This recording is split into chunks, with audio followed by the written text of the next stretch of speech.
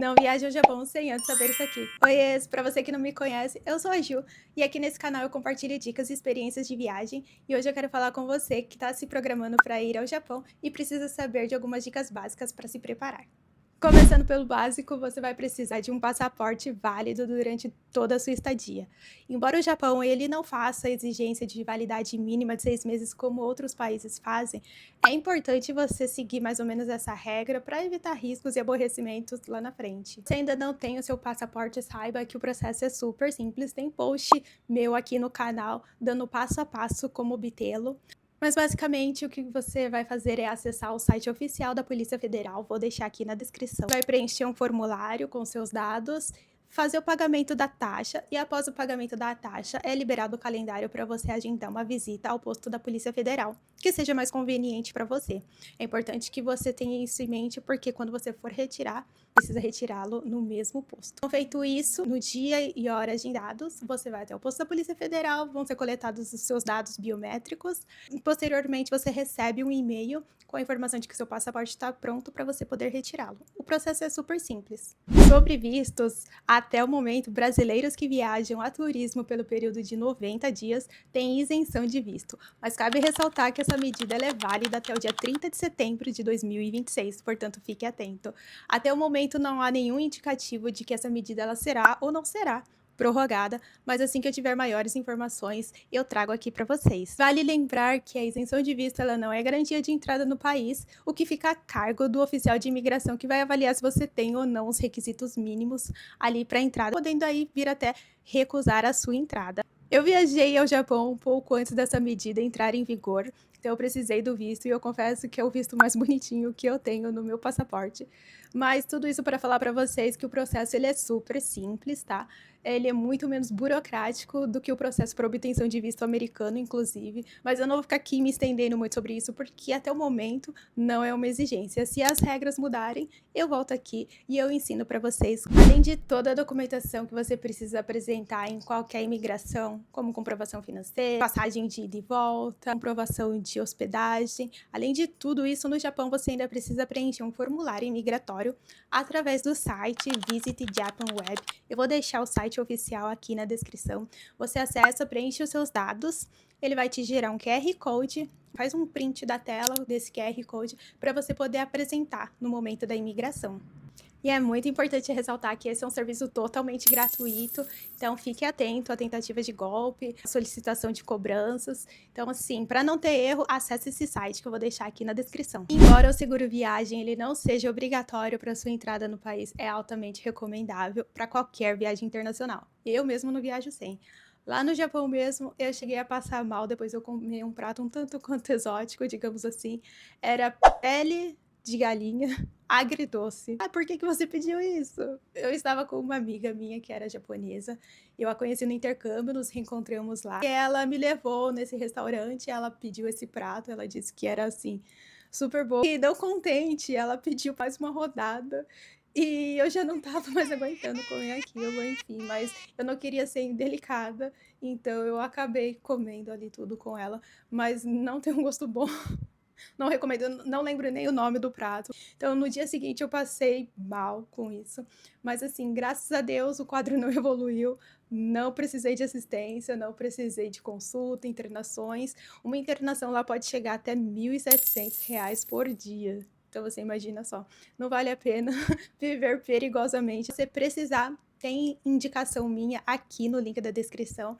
E se você não conseguir acessá-lo, você me manda mensagem que eu envio para você diretamente. Sobre pagamentos, embora o Japão seja um país tão à frente do seu tempo, tão tecnológico, tão moderno, ainda há muitos estabelecimentos que não aceitam pagamento em cartão. Então é importante você ter uma quantia em espécie e eu sugiro que você já leve um pouco trocado aqui do Brasil para suprir ali as suas primeiras necessidades ao chegar ao país e o restante você pode fazer o câmbio lá no centro de Tóquio, na região de Shinjuku, próximo ao Moji Yokosho, que é uma das vielas mais famosas que tem ali, com certeza você vai passar por lá. Então, por ali tem várias casas de câmbio, então você pode avaliar qual é a melhor taxa ali para você e fazer o câmbio por lá mesmo, que as taxas são muito mais vantajosas do que você trocar tudo aqui no Brasil. Eu sempre dou essa dica dos meus posts sobre o Japão, e certa vez eu li um comentário em uma das minhas redes sociais dizendo assim: "Nossa, mas para que que você dá esse tipo de dica de levar dinheiro? Isso não existe. É mais fácil você levar o cartão em moeda internacional e fazer o saque lá". Ok, só que não é a minha experiência, eu não passei por isso, então eu não consigo indicar, eu não consigo dizer se essa é a forma mais segura para você. O que eu posso dizer é que eu já li e ouvi diversos relatos de pessoas que tentaram fazer saque com esses cartões de moeda internacional lá no Japão e tiveram problemas. A minha experiência utilizando esses cartões de moeda internacional sempre foram ótimas, mas o ano passado eu estava em Lisboa, precisei fazer um saque lá de emergência e não consegui. Então, assim, eu não sei se foi a situação em que eu estava ali um pouco nervosa, e acabei errando a senha, não sei o que que foi, mas de fato eu não consegui fazer esse saque. Então, assim, eu não tenho problema nenhum em utilizar o cartão. Aliás, eu acho a forma mais prática. Eu adoraria que em qualquer lugar eu só pudesse passar o cartão. Mas nem todos os estabelecimentos acabam aceitando essa forma de pagamento, então você precisa pagar em dinheiro. Então, assim, eu tive esse problema em Portugal. Eu já ouvi relatos de pessoas dizendo que tem esse tipo de problema ou que tiveram esse tipo de problema no Japão. Então, não tem como eu te indicar uma coisa pela qual eu não passei. Então, assim, para mim, ainda a forma mais segura é você trocar um pouco aqui no Brasil, né, para você suprir as suas primeiras necessidades ao chegar lá, e posteriormente você faz o câmbio lá no centro de Tóquio. JR Pass, ou Japan Rail Pass. Esse é um passe turístico, onde turistas podem utilizá-lo no Shinkansen, metrôs e afins, que ele já foi muito indicado por aqui. Inclusive, eu comprei e eu achei que fazia sentido com o roteiro que eu montei para mim.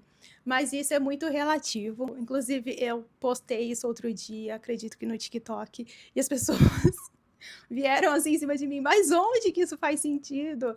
Tá muito caro. Então, assim, pelo que eu tenho escutado das pessoas, é que não tá sendo assim mais vantajoso ultimamente. Mas tem uma ferramenta que você pode fazer essa comparação, que ele se chama JR Pass Calculator. Você vai acessá-lo, eu vou deixar o site aqui na descrição também, e você vai inserir os dados da sua viagem, o seu roteiro, e ele vai te indicar qual que é o melhor passe para você.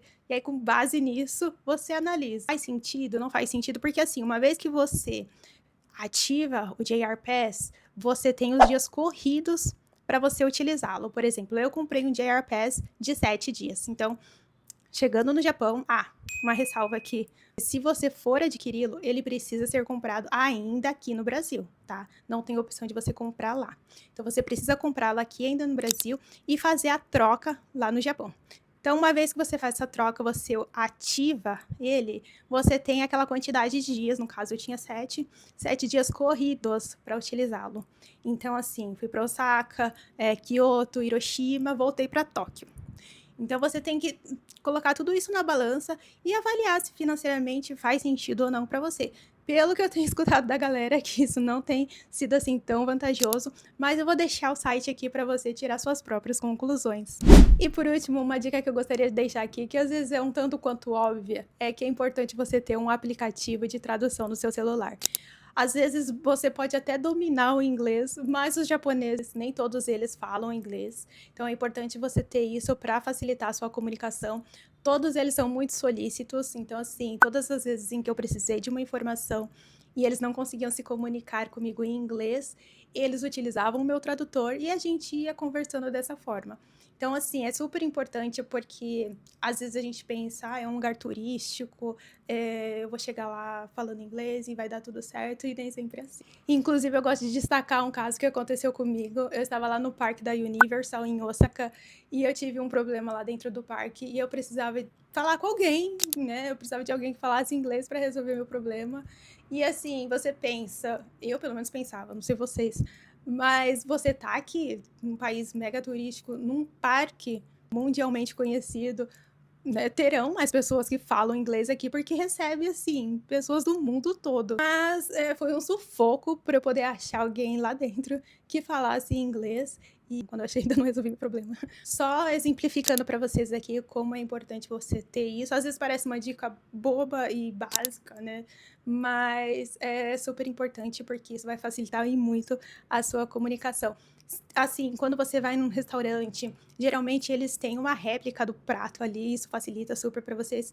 Mas se não tiver, o cardápio vier todo em japonês, então você pode utilizar o tradutor ali, né, para só apontar sua câmera e ler todo aquele cardápio para você. Então, assim, vai facilitar demais.